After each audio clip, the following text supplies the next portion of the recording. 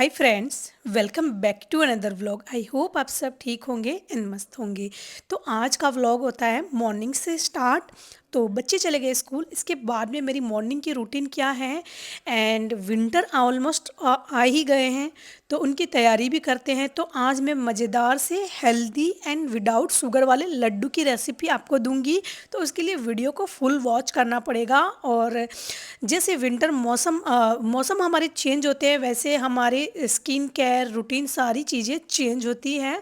तो वो भी बात करेंगे इस व्लॉग में।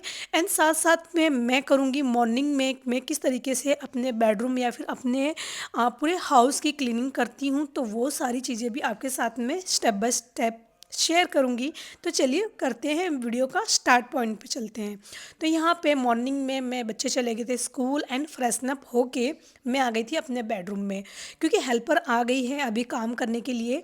तो मॉपिंग डस्टिंग वो कर देती है। एंड जो मुझे क्लीनिंग करनी रहती है, जैसे कि टीवी यूनिट को क्लीन करना है, बेड ऑर्गेनाइज करना है, वो सब मेरा ही काम है। तो हमें ही करना होता है। तो ये सारी रूटीन मैं आपके साथ में शेयर करूँगी।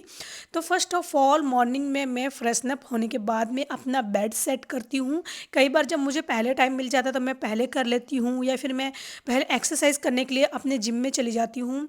अगर वहाँ से मुझे टाइम मिलता है तो फिर मैं बाद में आने के बाद में करती हूँ, या फिर पहले कर देती हूँ। जिस तरीके से मुझे अपने घर के कामों का या फिर अपनी हेल्थ को लेके सारी चीज़ें रूटीन के साथ में चलना होता है ना, उस तरीके से मैं अपना रूटीन बनाती हूँ। और उसी तरीके से सारे स्टेप बाय स्टेप सारी चीज़ें करती रहती हूँ। यहाँ पे अपना बेड तो मेरा सेट हो गया था।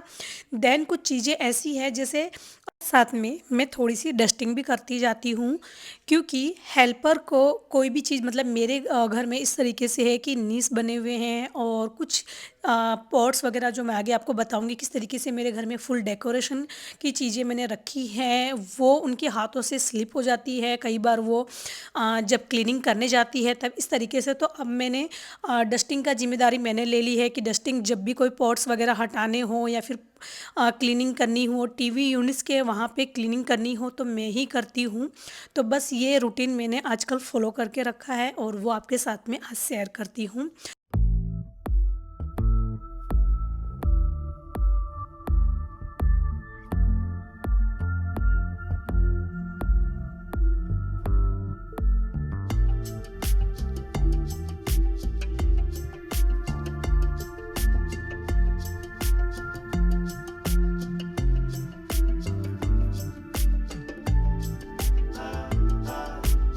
बैल्कनी की डस्टिंग होने के बाद में अब मैं जाऊंगी बेडरूम में, एंड बेडरूम की डस्टिंग करूंगी। तो इस तरीके से मेरा रूटीन आजकल सेट हुआ है कि पहले फर्स्ट ऑफ ऑल बालकनी में जितनी भी डस्ट वगैरह हो उन्हें मैं हटा देती हूँ।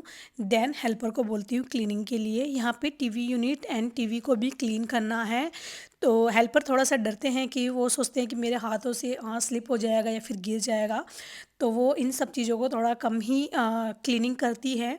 तो बस अब मैं ही क्लीनिंग करती हूँ ये सब चीज़ें, डस्टिंग वगैरह। तो साथ साथ में अभी मैं धीरे धीरे उनको ट्रेनिंग भी दूंगी कि किस तरीके से करना है, एंड आगे आपके साथ में शेयर भी करूंगी जिस दिन मैं उनको ये सारी चीज़ें सिखाऊंगी।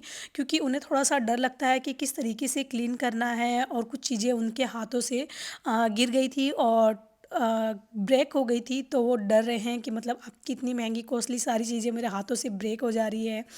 तो इसी वजह से तो मैं अभी आजकल ये इस तरीके की जो डस्टिंग वगैरह है वो मैं कर लेती हूँ। यहाँ पे चलते हैं पाउडर बाथरूम में, या वॉकिंग वार्डरोब समझ लीजिए मेरा।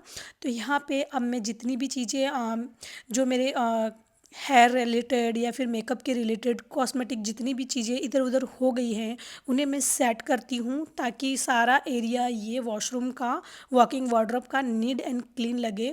और जो कोई भी सामान इधर उधर रखा हुआ है तो उन्हें मैं अपनी प्लेस पे रखती हूँ। और इस तरीके से घर स्टेप बाय स्टेप छोटे छोटे कामों को हमने एक बार कर लिया होता है ना, तो वो घर पूरा दिन, मॉर्निंग में हमने ये सारे रूटीन को फॉलो कर लिया होता है ना, तो पूरा दिन हमारा घर नीट एंड क्लीन होता है। टॉवेल को मैंने वॉशरूम में ही रख दिया है, ताकि जब भी कोई नहाए या फिर जब भी कोई शावर ले तो उनको इजीली मिल जाए। तो ये सारी चीज़ें क्लीन करने के बाद में अब आ गई थी मिरर की बारी। तो मिरर पे हार्ड वाटर के स्ट्रेंथ ना आ जाए, इसके लिए मैं थोड़ी सी क्लीनिंग भी कर देती हूँ साथ साथ में, ताकि मिरर नीट एंड क्लीन रहे। एंड जब भी हेल्पर आएगी तो बाकी का सिंक वगैरह जो क्लीन हो करना होगा वो करेंगी। एंड यहाँ पे आपको मैं दिखा देती हूँ। तो ये मेरे बेडरूम का एंट्रेंस का एरिया है। एंड देन फ्रंट में हम जैसे आते हैं तो यहाँ पे हमने कंसोल एंड कुछ डेकोरेट डेकोरेटिव चीज़ें लगाई हैं, जैसे पॉट्स रखे हैं मैंने, और वो क्लीन करने में थोड़ा डरते हैं क्योंकि उनके हाथ से स्लिप हो जाते हैं, और हमें रूटीन के काम करते करते ये सारी चीज़ों की हैबिट हो जाती है। इसी वजह से हम इजीली कर लेते हैं और वो थोड़ा सा डरते हैं। तो यहाँ पे मेरा बेडरूम तो क्लीन हो गया था, मॉपिंग एंड डस्टिंग वो कर देंगे, ब्रूमिंग। एंड यहाँ पे मैं आ गई थी गेस्ट रूम जो है सेकंड फ्लोर पे। सबसे फर्स्ट प्रायोरिटी में आता है मेरा बेडरूम। एंड बच्चे जहाँ पे भी सोए या बच्चे गेस्ट रूम में सोए वो अपने अपने रूम में सोए, तो वहाँ का बेड बनाना, वहाँ पे बेडशीट वगैरह ऑर्गेनाइज करना, वो 2 बेडरूम मेरी प्रायोरिटी लिस्ट में फर्स्ट आते हैं। फर्स्ट ऑफ ऑल पहले मैं उनको नीट एंड क्लीन करती हूँ। जैसे आज मैंने अपना बेडरूम बेड को ऑर्गेनाइज करना, और बच्चे जहाँ पे भी सोए, चाहे गेस्ट रूम में सोए या वो अपने रूम में सोए, वो वाला बेडरूम भी मुझे ऑर्गेनाइज करना, मतलब 2 बेडरूम तो मुझे ऑर्गेनाइज करना ही करना है। साथ में प्लस मैं एक गेस्ट रूम ले लेती हूँ ताकि उनकी भी क्लीनिंग साथ साथ में हो जाए। जैसे कि बेडशीट क्लीन करनी हो, बेडशीट चेंज करनी हो, वहाँ पे कोई क्लीनिंग डस्टिंग करनी हो, या फिर कारपेट्स क्लीन करने हैं, तो उस तरीके से। तो आज मैंने ये सेकंड फ्लोर का बेडरूम लिया है और उसकी डस्टिंग करती हूँ। गेस्ट रूम आता है, गेस्ट आते हैं तभी ये गेस्ट रूम ओपन होता है, लेकिन उसके बाद में भी जैसे मकड़ी के जाले हो जाते हैं, डस्ट हो जाती है, तो रूटीन में हमें ये क्लीनिंग करना बहुत ज़्यादा ज़रूरी होता है। तो इसी तरीके से मैं अपने घर का रूटीन कर रखती हूँ।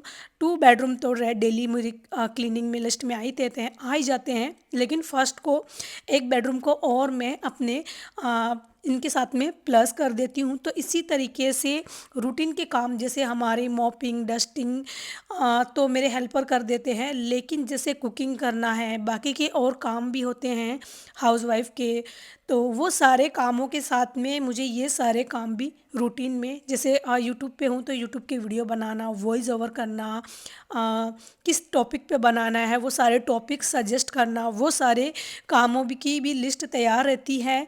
तो वो सारे कामों को साथ में लेते हुए, और ये सारे काम जो हैं वो उनको भी साथ में लेके मैं सारी क्लीनिंग एंड मेरी इस तरीके की रूटीन रहती है। तो आज मैं आपको अपनी रूटीन ही बता रही हूँ। साथ में ये पॉट्स रखे हुए हैं यहाँ पे, एंड देन इन पे भी काफ़ी डस्ट आ जाती है, तो ये एक एक लीव्स में क्लीन कर रही थी, लेकिन मुझे लगा कि मैं ड्राई क्लॉथ से क्लीन कर रही हूँ और ये नहीं क्लीन हो रहे हैं, तो आज मुझे इन्हें वॉश करना पड़ेगा नेक्स्ट। पिछली बार भी जब मैं ये गेस्ट रूम में आई थी तब मैंने देखा था कि ये मुझे क्लीन करना था, तब मुझे थोड़ा सा टाइम मेरे पास में कम था तो मैंने क्लीन नहीं किया, लेकिन आज बारी थी कि इन्हें क्लीन करना है और यहाँ से हटा के सारी चीज़ें क्लीन करनी है। क्योंकि जैसे मैंने आपको पहले बताया कि हेल्पर ये सब चीज़ों से क्लीनिंग करने के लिए, यहाँ से ये पॉट्स वगैरह हटाने के लिए उन्हें थोड़ा सा डर लगता है, तो वो सोचते हैं कि हमसे गिर जाएगा, और वो होता भी है। कई कई चीज़ें मेरे घर में इस तरीके से ब्रेक भी हुई है, मेरा मिरर भी टूटा है हेल्पर की वजह से, पहले वाले हेल्पर थे उनकी वजह से। तो ये सब चीज़ें होती रहती है, तो उनसे बचाव के लिए हमें धीरे धीरे सारी चीज़ें अब मैं खुद करते जा रही हूँ। और यहाँ पे अब ये प्लांट को मैं सिंक में ही वॉश कर रही हूँ, क्योंकि मैं वॉशरूम में वॉश करने जाती या फिर बाथरूम में वॉश करने जाती तो मैं खुद ही वेट हो जाती, गीली हो जाती। इसी की वजह से मैंने यहीं पे इसे क्लीन करना ज़रूरी समझा। तो यहाँ पे मैं इन्हें क्लीन कर रही हूँ ताकि डस्ट जितनी भी हो वो निकल जाए। एंड इतने मैं पूरे विंडो वगैरह सब क्लोज रखती हूँ, लेकिन फिर भी डस्ट पता नहीं कहाँ से आ जाती है। और अब मैं क्लीन कर दूँगी, एंड क्लीन करने के बाद में अब इसे मैंने दोबारा से ऑर्गेनाइज कर दिया है। तो इसी तरीके से हमने घर के एक एक कोनों को क्लीन करने के लिए ये रूल अपनाएंगे ना कि डे 1 में हमने ये करना है, डे 2 में हमने ये करना है। इसी तरीके से 11 डेज़ में हमारी घर की ऑलमोस्ट क्लीनिंग भी हो जाती है और हमारा घर नीट एंड क्लीन रखने की सबसे बड़ी और बेस्ट टिप यही है। जो एरिया आपको तुरंत डर्टी लग रहा है उसे तुरंत ही वहाँ से क्लीन कर दिया जाए तो वो वहाँ पे नीट एंड क्लीन भी हो जाएगा। और जब हम समझते हैं कि हम पूरे घर को फैला के बैठ जाएं और एक साथ में क्लीनिंग करें तो वो पॉसिबल नहीं है, क्योंकि हमारे रूटीन के और भी काम होते हैं मदर्स के, जो हमें कुकिंग करनी रहती है, बच्चों को देखना होता है, सारी चीज़ें हमारे साथ साथ में भी चलती रहती हैं। और कभी कोई गेस्ट भी आ गए तो उनका भी साथ में सारी चीज़ें हमने देखनी होती है। तो ये सारे स्मॉल स्मॉल स्टेप से हम अपने घर को नीट एंड क्लीन कर सकते हैं। एंड आगे तो विंटर आ रहा है तो वैसे भी दिन हमारे कहाँ चले जाएंगे वो पता ही नहीं चलेगा। हमारे पूरा दिन हम कामों में लगे रहेंगे और पूरा दिन ऐसे निकल जाएगा कि कुछ भी नहीं पता चलेगा। और हमारी एक्सरसाइज, हमारी खुद के ऊपर केयर, वो सब चीज़ें भी रही जाती है। तो ये सारी चीज़ों को फॉलो करते हुए, सारे स्टेप को फॉलो करते हुए अपने रूटीन को, कामों को इस तरीके से सेट करना है ताकि आप घर के काम भी कर सको, अपने घर की क्लीनिंग भी कर सको और अपनी हेल्थ का ध्यान भी रख सको।